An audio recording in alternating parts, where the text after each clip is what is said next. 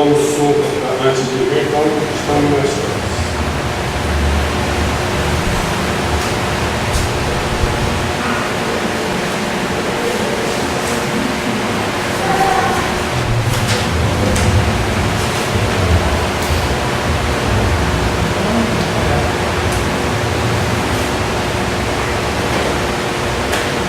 Todos nós tenhamos a bênção de Deus entre nós, para com ela diligenciarmos em prol da nossa felicidade e da nossa paz. São 2 anos que nós estamos vendo aqui. Então nós já marcamos uma etapa de visitas aqui, né? E a gente com isso acaba assim sendo promovido, porque a cada mês nós não podemos trazer o mesmo tema para falarmos aqui. É necessário uma renovação, porque ainda na noite de ontem, na nossa casa espírita, nos estudos, um grupo que participa, então nós perguntamos, quando nós temos dúvida acerca de uma atitude que nós temos que tomar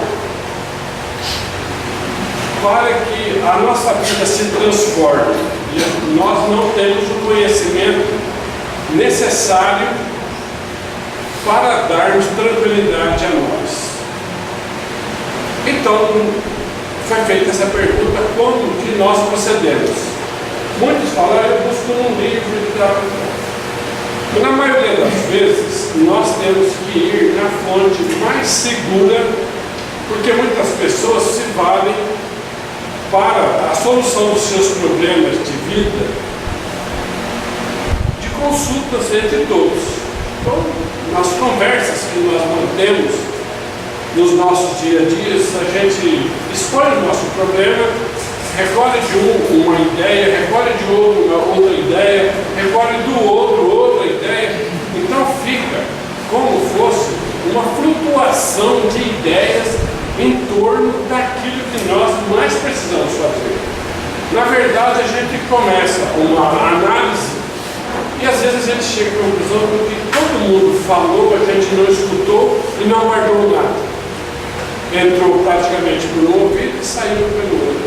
E nós continuamos com o nosso ponto de vista, com a nossa ideia.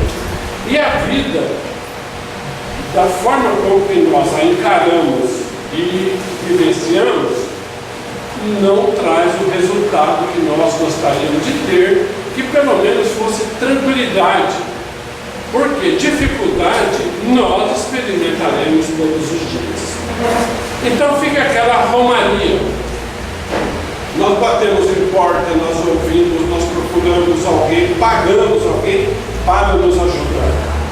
Então isso se chama crise, é uma crise existencial, da qual a pessoa quer estar no centro da solução dos seus próprios problemas, sempre seguramente e tranquilamente.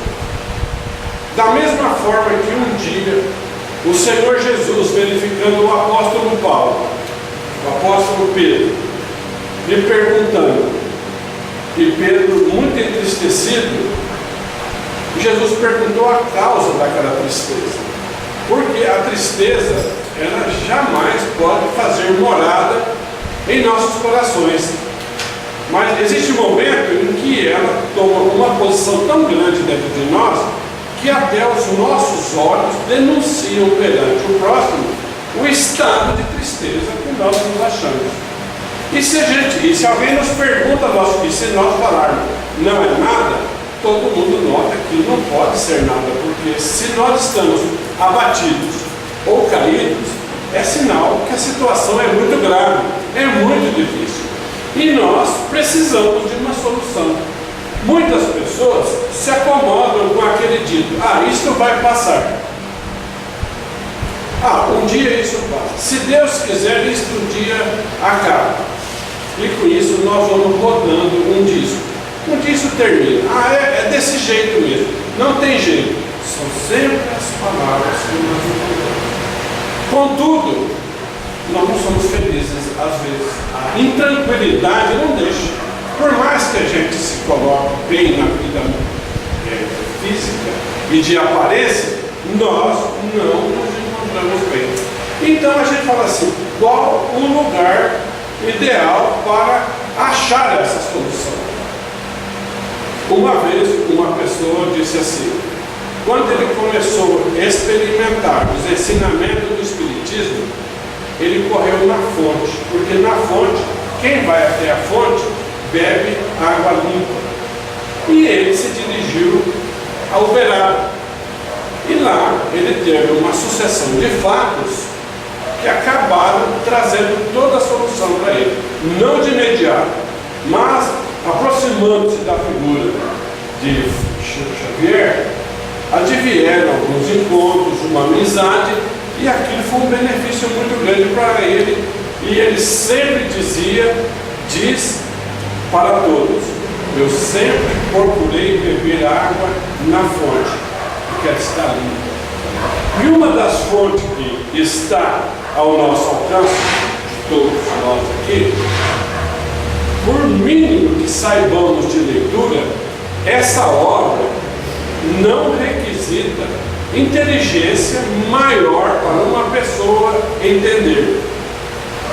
Tocado de dificuldades ou de adversidades, quando nós nos sentimos intranquilos, sem segurança, e que a gente põe a mão nesta obra, alguém coloca a mão junto. Trata-se de uma criatura que nós já bem sabemos que é o anjo guardião. E ali no começo, os espíritos vão, às vezes, abrindo as páginas do Evangelho para a gente ir consultando. Entendemos mais ou menos e vai nos aliviando. Mas chega num ponto que este procedimento, ele torna-se primário. Aí nós devemos acatar a obra como sendo uma direção para a nossa vida. Em se pegando essa obra, é dever nosso entendê-la nos mínimos detalhes, porque ela diretamente fala aos problemas nossos há mais de 100 anos. Então, se nós fôssemos hoje, chegássemos aqui perdidos, confundidos nos nossos pensamentos, e a gente diz assim, eu vim aqui para achar alguma coisa, para solucionar o meu problema. Nós devemos achar porque nós estamos buscando. Quem busca, achar. Aí a gente corre aqui, capítulo, vamos dizer assim, 25, vou falar claramente. Diz, buscai e achareis. Mas não diz o quê? Tem gente que lendo essa obra possa interpretá-la diferente do que é a realidade dela. Mas se a gente, quando depara bem nesse capítulo aqui, Allan Kardec colocou as tintas do sentimento de um espírito elevadíssimo. E ele pôs aqui uma frase abrindo-se daqui: ajuda-te e o céu te ajudará. Na verdade, diz assim, ajuda-te a ti mesmo e o céu te ajudará. É o princípio, você faça a tua parte, que nós iremos fazer a sua. Muitas vezes nós temos um sentimento de acomodação. Não, eu vou lá no centro porque lá vou resolver os meus problemas. Começa com a prece, depois existe a palestra, pouco depois vem os passes, está resolvido. Mas é igual nós tomarmos água com açúcar se nós não pegarmos o conteúdo da religiosidade e colocar em nós para viver lá fora. Como que eu posso me ajudar? Diante dos meus problemas, que são inúmeros. Cada um de nós tem um problema. da proporção de idade menor possível dos que estão nesta noite aqui até o mais velho tem o seu problema. Só que nós precisamos fazer a nossa parte para ser ajudado. O médico receitou-nos comprimidos ou algum medicamento a serem tomados, ele prescreve as horas para nós tomarmos. Gostando ou não, nós sabemos que aquilo é a solução e o alívio do nosso problema físico. E as horas marcadas é o que nós temos que nos ajudar, porque depois dali é o medicamento que vai nos ajudar. Eu faço a minha parte, o medicamento seria, entre aspas, o céu. Como eu tenho muita dor, ele vai me aliviar. É o céu que eu estou precisando para uma condição física. Mas existe um momento que o meu problema extrapola a condição de dor, de sensação física, vai além. É uma crise de dificuldade para prosseguir vivendo, porque a vida me deixou numa situação difícil. Então nós vamos partir hoje para muitos exemplos para dar substância a essa nossa conversa. Esses dias conversando com uma senhora, e ela já fez 53 anos de casada. Então tem filho com meio século de vida. E ela contando da vida dela, tanto que trabalhou, a luta, tudo foi superado. Mas agora ela se viu numa dificuldade maior. Ela é mãe de 4 filhos, 2 homens e 2 mulheres. Os 2 filhos mais velhos, o filho e a filha, ela se dá bem. Os 2 mais jovens, ela estava me dizendo, e ela está bem cansada, tem vários problemas de enfermidade, e ela disse assim para mim, sabe, Panito, eu preciso saber como eu converso com o nome do filho e a filha.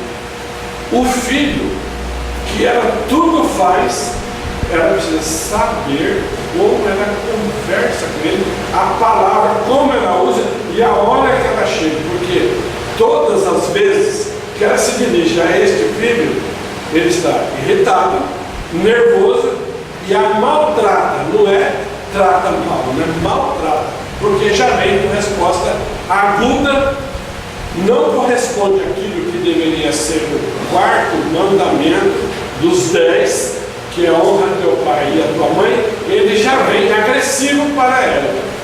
E a filha mais nova, casada e tudo mais, ela diz assim, eu não sei que hora que eu posso falar ou não posso falar, porque as dificuldades são tão grandes, porque eu fiquei vencida, hoje eu já não tenho, eu não sei mais nada, eu fiquei velha, eu estou ultrapassada, eu sou quadrada, e tudo que eu falo eu sou corrigido.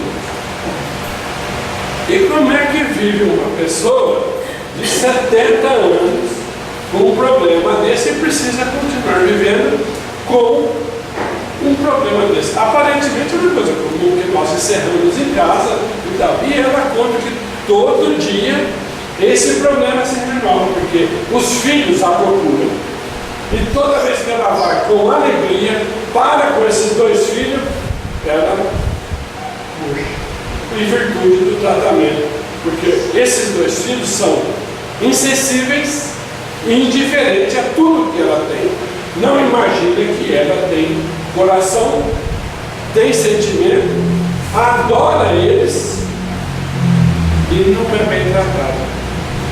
E como que nós vamos? Aí a pessoa diz assim, não pode falar para muitas pessoas porque não querem que meu filho e a filha como deselegantes, como fossem grosseiros, então evita contar. Mas aquilo é uma dor que consome todos os dias. A pessoa passa a viver como fosse um autômato, porque ela perde a alegria. E um dos 10 mandamentos diz assim, 6 ou 7, não gravei também. Não matareis. Ali a gente fala assim, eu nunca matei ninguém, mas provavelmente você matou a alegria da sua mãe o dia que ela foi te comunicar uma coisa e não soube falar a palavra certa. E essa diferença, como que eu tenho que procurar no céu? Ninguém vai querer que Deus tire o filho porque ele é difícil. Quer que o filho continue, mas não quer o filho daquela forma. E qual é a atitude que ela tem que fazer para o céu para responder? Toda vez que ela ver o agravo que o filho fez, ela chorar, porque dói na alma, ela se recolher e perdoar imediatamente o filho, porque ela lembra da prece de Pai Nosso e diz assim: Jesus pediu para a gente perdoar os que nos têm ofendido, porque Deus perdoará as minhas vidas. E isso se dá em todos os lugares, sabe? Então, como que eu tenho que fazer diante de uma situação dessa? Tocando mais um exemplo. Um companheiro meu de dor, vamos falar assim, viúvo também, né? Outro dia estava me falando, rapaz, nunca mais eu bebi aquele suco gostoso de laranja, não sei o que a mulher dele fazia. Quando eu lembro disso, mas me dá uma tristeza, me dá uma dor para mim. Você não imagina quanto que é difícil lembrar disso. E tem hora que a gente tem que ir um pouco adiante. Eu perguntei para ele: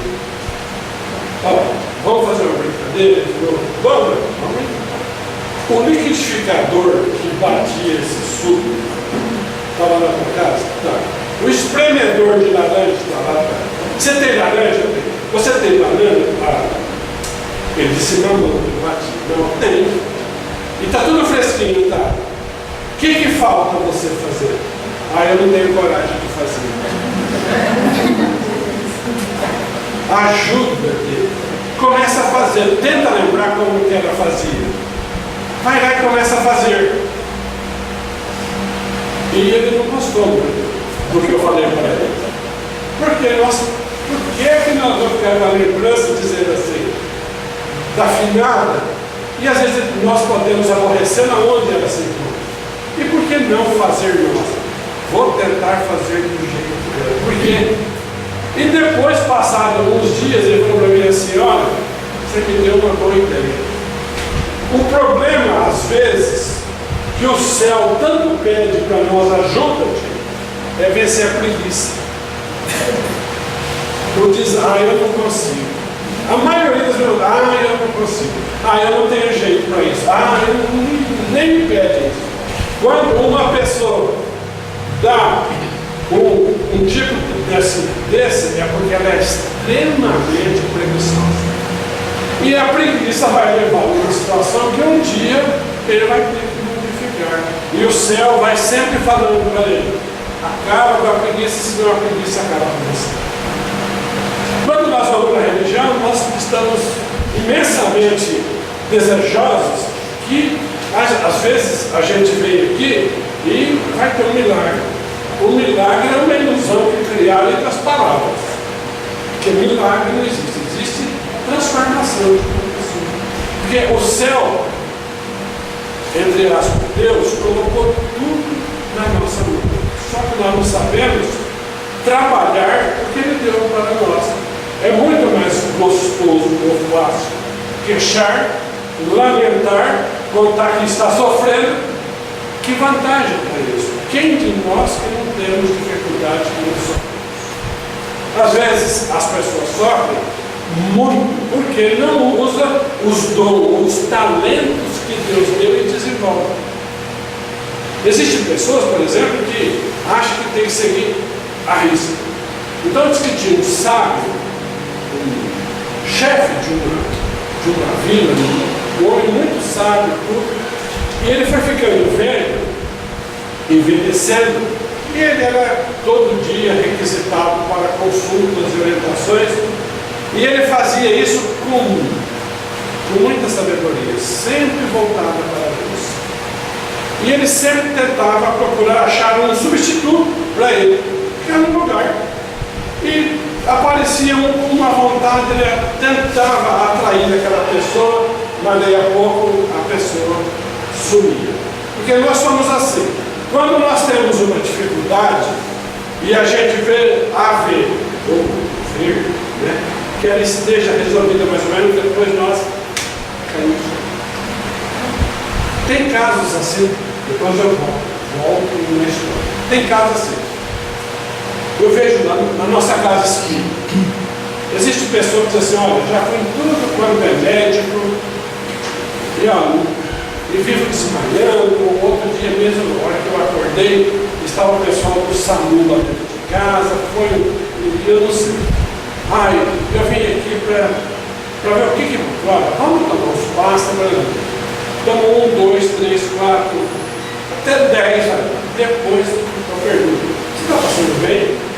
Nossa, graças a Deus, louvado seja Deus o dia que eu vim aqui, que maravilha, achei. Depois, quando fica mais ou menos arrumado, e depois, aí é com Deus. Então, muitas dessas pessoas, e esse sábio vivia procurando uma pessoa para ficar lá, até que chegou um tempo que ele já estava, nos últimos dias, tinha dois jovens que teriam capacidade de auxiliar. E ele chamou os dois e falou assim, eu estou à beira da morte, pretendo que um de vocês dois, conduzam a parte religiosa da nossa vida. Mas para isso eu preciso fazer um teste com vocês.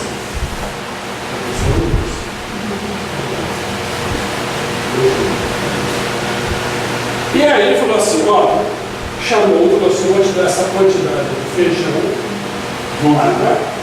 para você, e a mesma quantidade estou dando para o teu amigo. Eu quero que vocês coloquem dentro do calçado de vocês e subam essa montanha e depois volte com o feijão.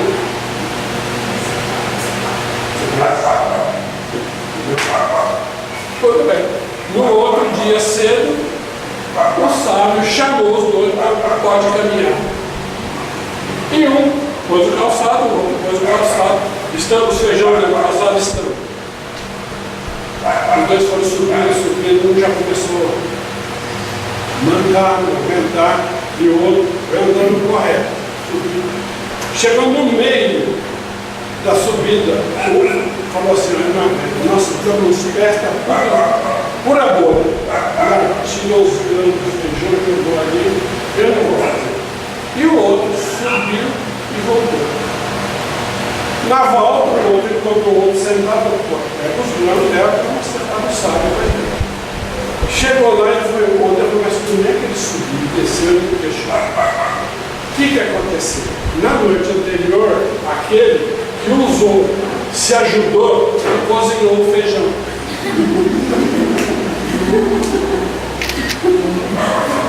E o outro usou muito pouco dos talentos e cozinhou.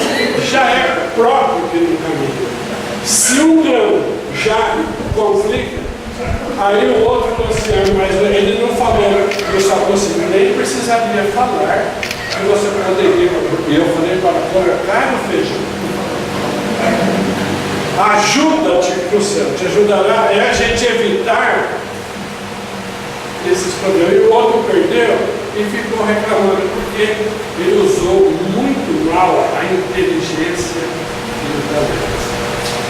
O Espiritismo, ou a doutrina espírita, ela nos ajuda nesse sentido. Mas se a vida é difícil, por que é que eu vou fazê-la mais sofrida? Eu vou usar os meus talentos para aliviá-la. Porque existem pessoas que complicam as suas vidas. E não é porque Deus pediu, não é porque Deus quer, é que as pessoas, elas gostam de complicar.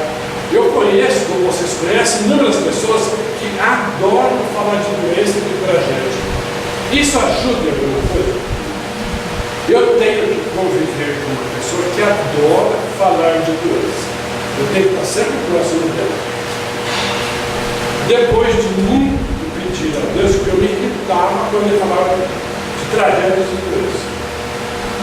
Aí eu comecei a não me importar. Ele falava de um problema de doença, eu dizia, eu estou sabendo sim. Eu já fiquei sabendo. E parava por aí, não dava. O problema é que eu dava continuidade na conversa que ele propunha. E isso é que trazia problema. Hoje, ele diz assim, quando chega próximo de mim, eu sei que você não gosta muito de falar de doença, eu já percebi. Mas você ficou sabendo? Eu fiquei assim, mas nem sei o que é. E começou a educá-lo. Ele começou a trazer outros assuntos. Para tratar de uma pessoa que ela é viciada em assuntos prejudiciais, nós temos que ajudar o céu e a ela, porque ela não sabe quando é difícil. A maioria de nós preferimos falar, é muito difícil, é muito doloroso. Então, existem pessoas que nunca viu problema nas dificuldades que Deus colocou. Ele se ajudava ajudando os outros, porque o Espírito de irmão que amparou todos nós através de obras monumentais, e era a pessoa que guiava o Chico, sempre assim também. Ele um dia contou para o Chico, e todos nós temos determinadas provas na vida, mas quando nós estamos trabalhando bem, nós tiramos do nosso tempo, do nosso descanso, da nossa tranquilidade, e se empenhamos em divulgar o Evangelho de Jesus a todos, as provas nossas são suspensas. Na noite de ontem saímos da nossa casa espírita, e assim que nós saímos, nós já temos um outro compromisso depois da nossa reunião: visitar pessoas realmente inválidas na cama. E nós fomos até numa residência de uma pessoa que está há 14 anos, ela grita dia e noite. E uma filha que cuida com paciência há 14 anos também, e ela é um grito, e a filha chama Dinho.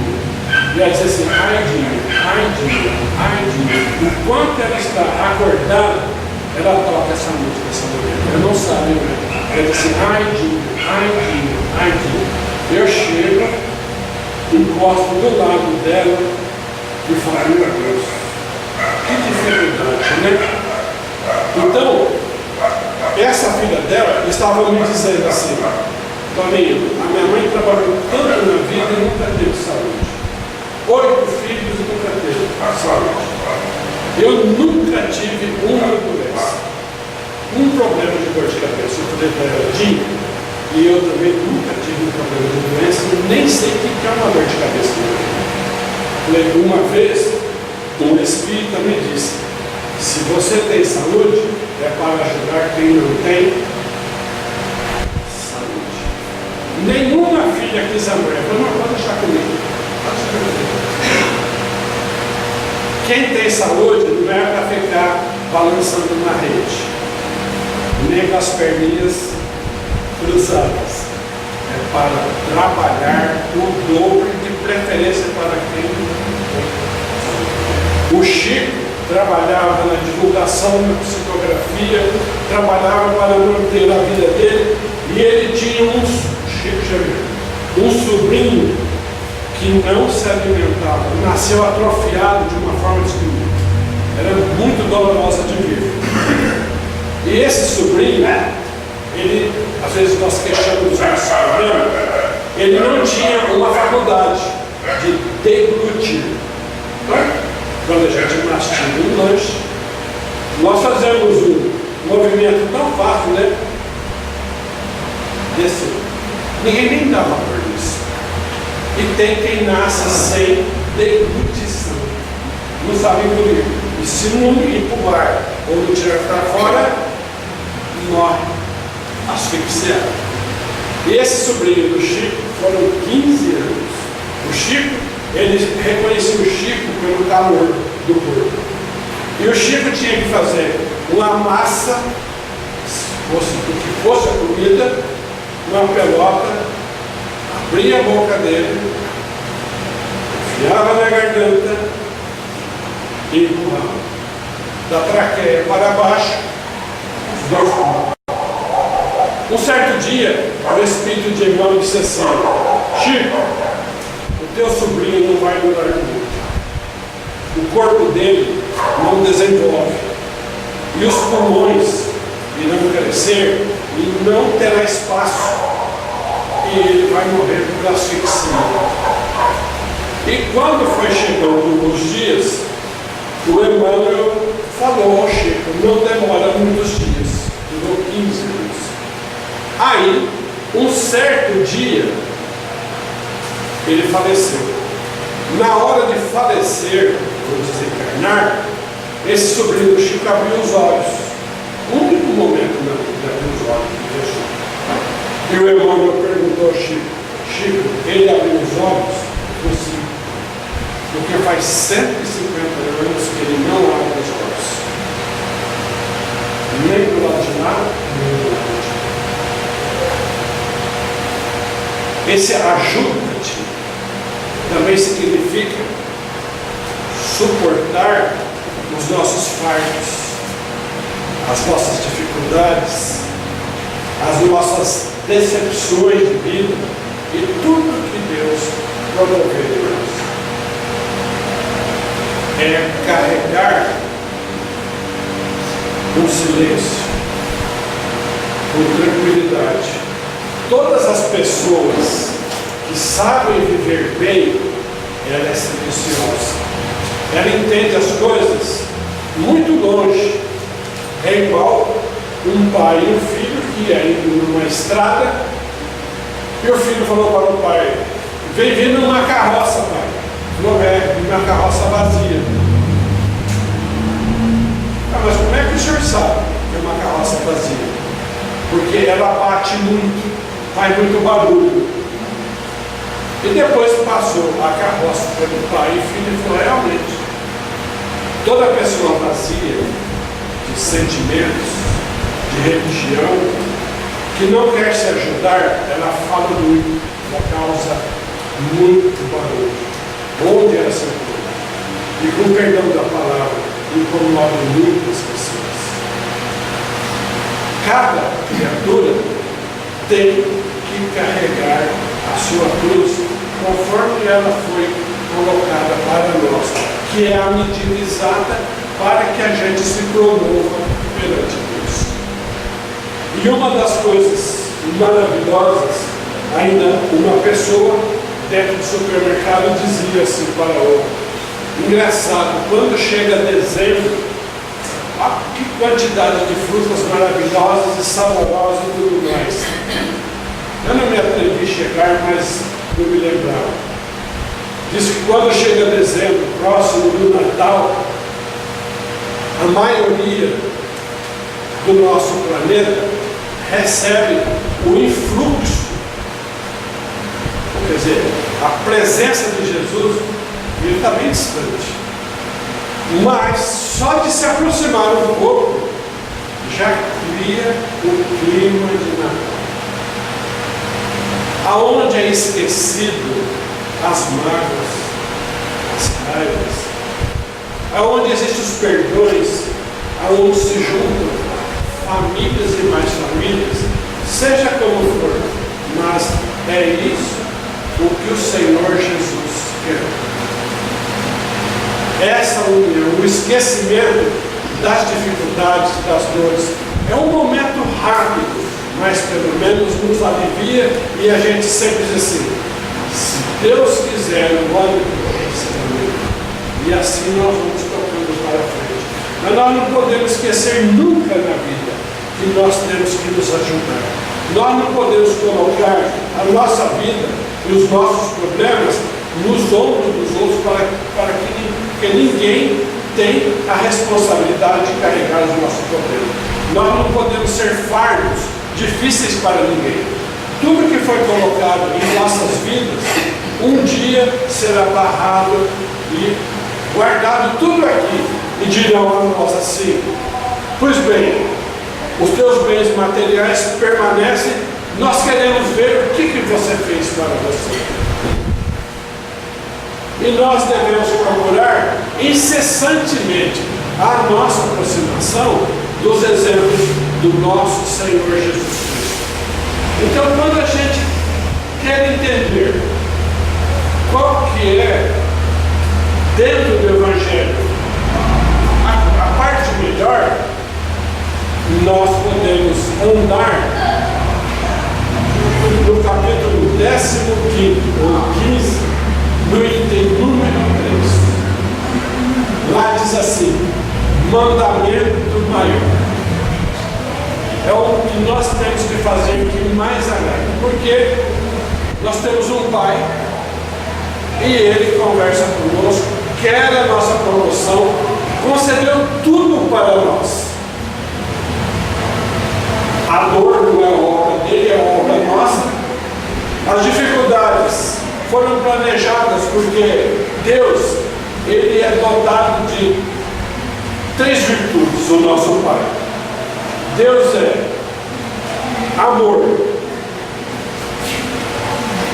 Deus é amor para conosco. Pois bem, tudo que nós fizermos, falarmos de errado, e nós chegarmos até Ele e dizer assim: não tem problema, eu quero a sua regeneração e nunca a sua condenação, só que você fará a tarefa novamente. Para isso tem reencarnações e mundos enormes para nós fazermos. Deus é amor e Ele nunca vai nos abandonar. Por mais errado que nós sejamos, Ele não nos abandona. Então Deus é amor, Deus é justiça. Se eu pedir qualquer coisa a mais para Deus, Ele fala: não posso fazer. O que é justo é você conquistar, eu te dou os meios para você conquistar. Por isso, eu lhe dei a obra mais fantástica que você tem, de pensar. Os animais que nos servem não pensam. Vocês imaginam se o boi pensasse? Vocês imaginam o problema que nós teremos?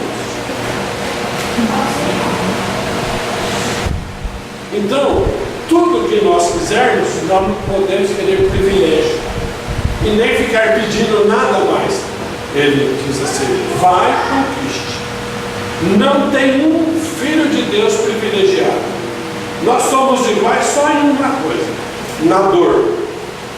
Então Deus é amor, justiça e Ele é bondade. Ele não cansa de esperar por nós, de bondoso. Não tem problema de esperar em quanto tempo você quiser. E a vida nossa será difícil o tanto de tempo que nós quisermos.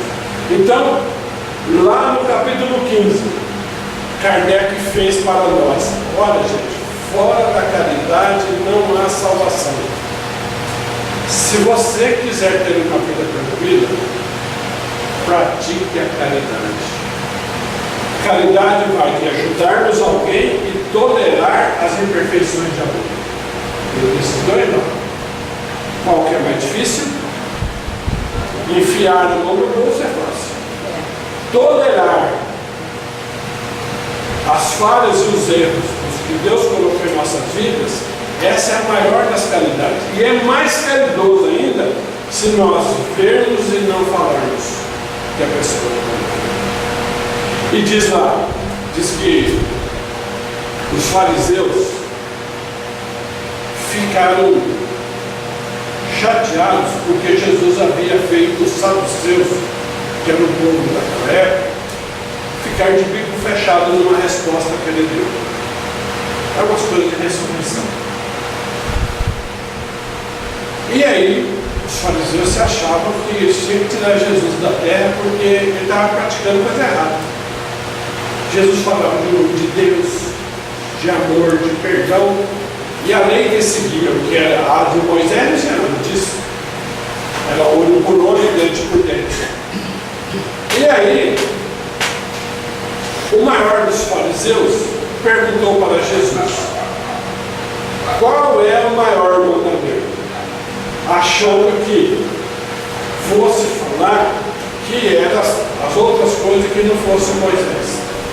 E Jesus disse assim: amareis a teu Deus de toda a tua força, de todo o teu ânimo e de todo o teu coração. E amarás o teu próximo como a ti mesmo. Ninguém amará a Deus sem amar o próximo. E Jesus fala assim: esta é a lei e todos os profetas. Está escrito. Então, se alguém quer fazer alguma coisa para agradar a Deus, primeira coisa, antes de fazer, pense: eu não consigo escapar da minha consciência. Por mais que ninguém veja, eu não escapo da minha consciência. Não tem jeito. E tudo eu tenho que voltar para Deus. Tudo que eu for fazer, eu tenho que pensar assim: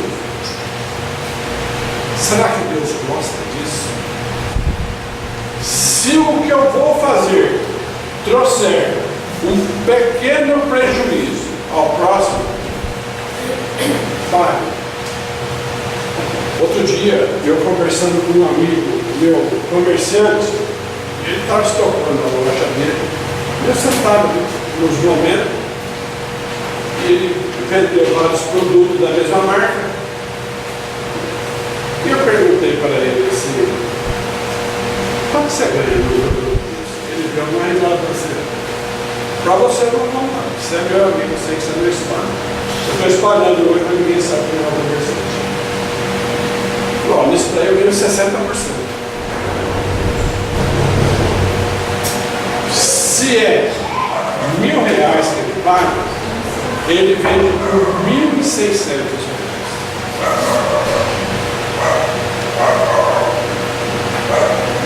Não está no propósito de Deus. Você pode até ter lucro, mas não em exorbitante.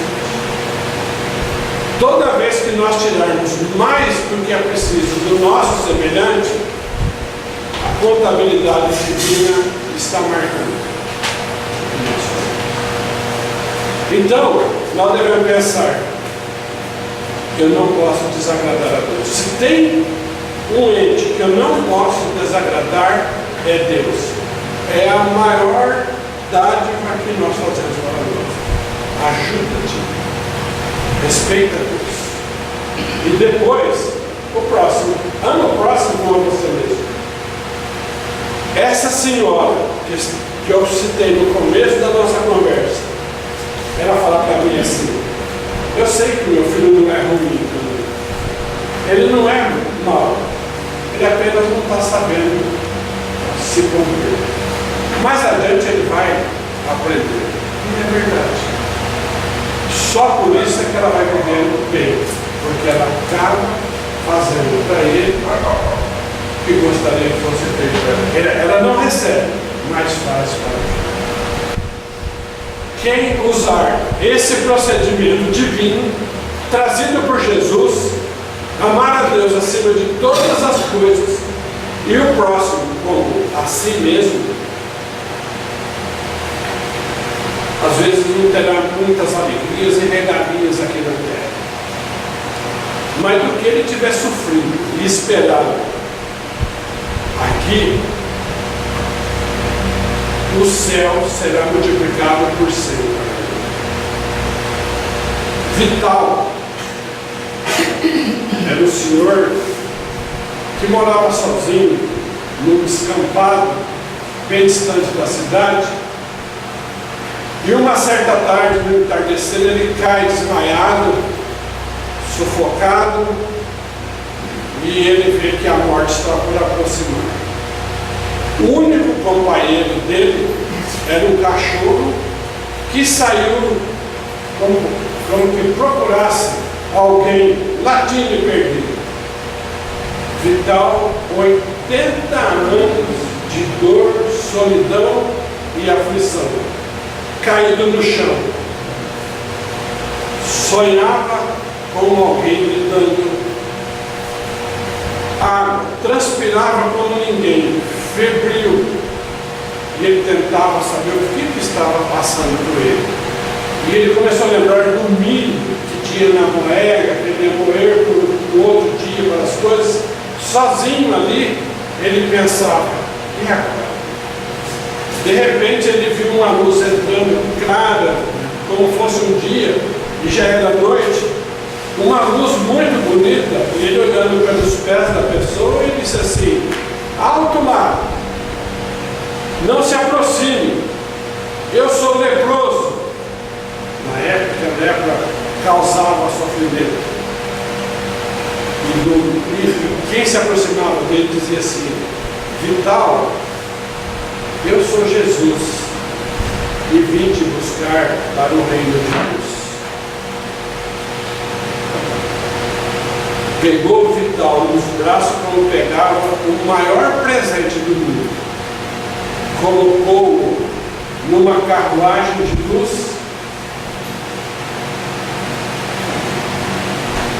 e seguiu. Todo aquele que fizer a vontade de Deus, amar o próximo, esperar por quanto tempo for preciso, terá o mesmo fim de Vital. Jesus seja sempre a nossa luz e Deus, o nosso Pai, que o consideremos assim. Tenhamos muita paz.